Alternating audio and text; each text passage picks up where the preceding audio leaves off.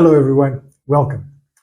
In the previous video, well, the day at the beach was an exception. I talked a little about the relationship between the increase in temperature in the summer and our physical activity. In this video, I will talk a little about the importance to remain available and willing to learn concerning also physical activity.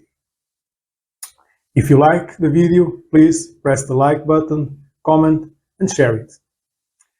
Now, the willingness to get new knowledge related to physical activity is in fact fundamental, but always in a context of consistency and discipline. That is, if possible, we should test and introduce potential improvements. But what is mandatory is to keep doing our regular and intense training sessions. I don't want you to get the idea that the regularity of our physical activity may depend on getting new knowledge. That's not what I want to say. We may go through our lives having a Mediterranean diet, walking, doing 50-meter sprints, medley series in the swimming pool, doing bench press, squats, pull-ups. That would not be ideal, but it would be very good. Having said that, what about if we learn something that leads us to explore the challenges of some box jumps? Having consideration the potential harm of chlorine, which is usually used in the swimming pools. Pay attention to some foods that we may be sensitive to and that may contribute to our leaky gut or to our kidneys degradation. Just to mention a few examples. So, what am I referring to specifically when I talk about learning concerning physical activity? I am simply referring to getting information that allow us to introduce improvements or new experiences in our physical activity. For instance, technical fixes in the execution of movements.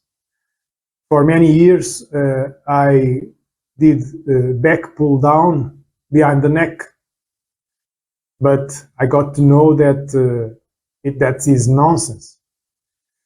Another example, new exercises. Not long ago, I have published a video showing a new shoulder exercise that I am executing, and it's very nice to execute that new exercise. Another example are changes to our diet, which obviously is a supporting pillar of our physical activity. I have been doing videos about this subject for almost 1 year now. Another example are adaptations to the way we interact with the surrounding environment. And this again, just to mention a few examples. And this new knowledge that we get don't have to be the most recent or innovative scientific advances. They have to, as I said before, constitute information, new information for us, with the potential to contribute to improve our physical activity. We must not succumb to dogmas. Can you imagine if we continued to believe in nonsense like a calorie is a calorie, LDL is bad cholesterol, creatine causes hair loss, if you want to eliminate belly fat, you must execute a lot of abs exercise. Just to mention a few examples. Excuse me.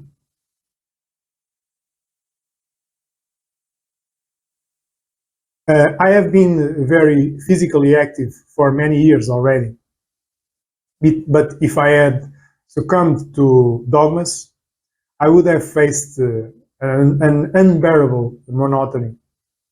And most likely, I would already be hostage of the pharmaceutical industry due to mistakes in my diet. There is a question that I deem very important: how to get the information. It may seem ridiculous to ask this because we have so much information.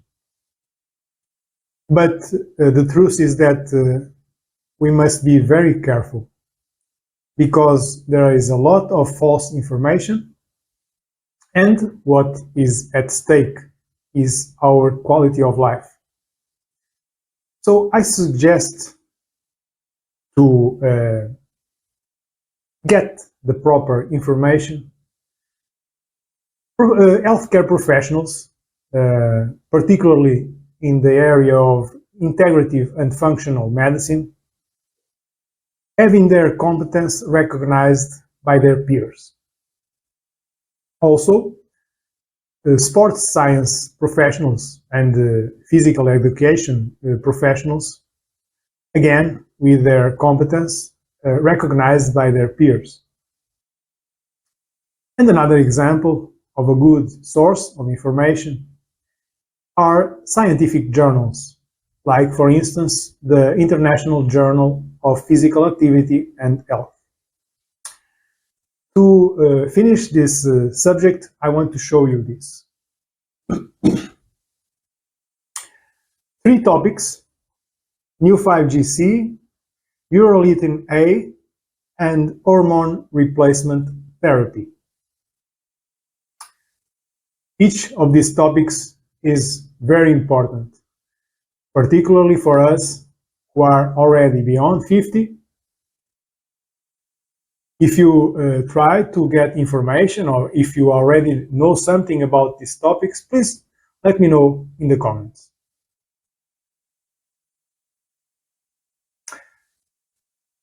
Next, you will be able to see a few images of part of my weight training session.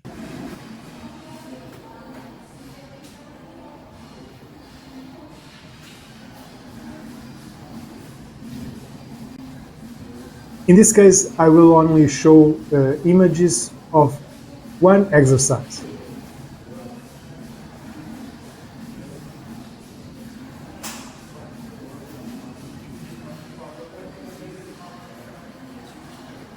And why this exercise specifically? Well, simply because although it is a very simple exercise, I have only learned about it quite recently.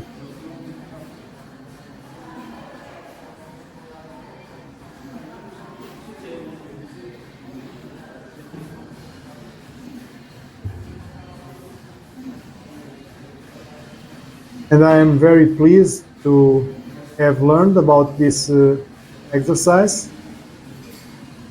It introduced an even greater variety in my back training sessions. As you can imagine, that is very important for me because I have been doing this for almost 35 years now.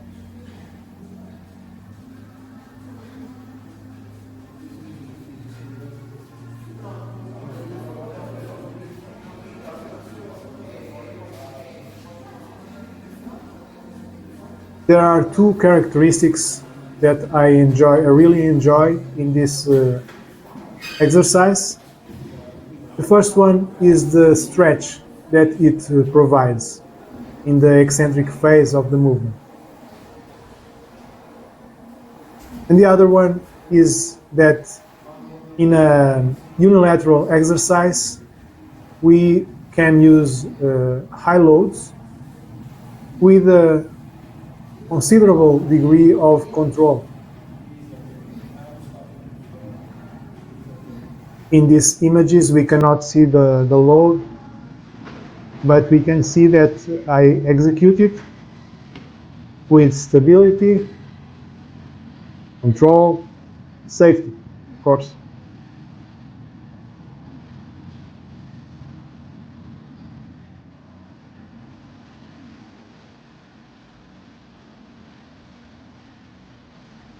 In this training session, I did 5 sets of pull-ups, then 4 sets of this exercise, and I finished this part focused on the back with 4 sets of seated rows.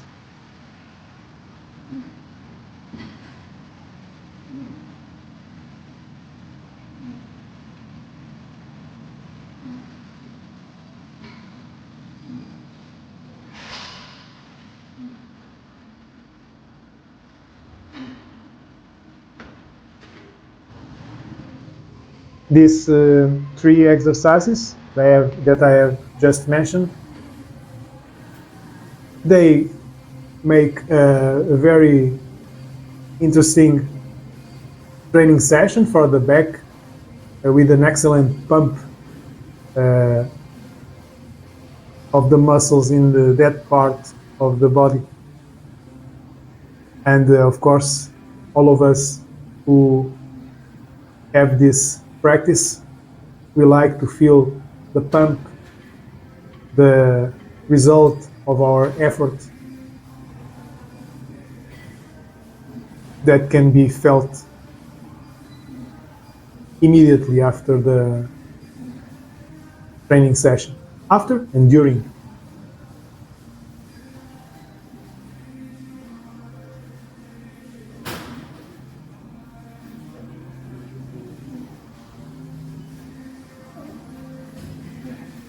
I'm finishing. Okay.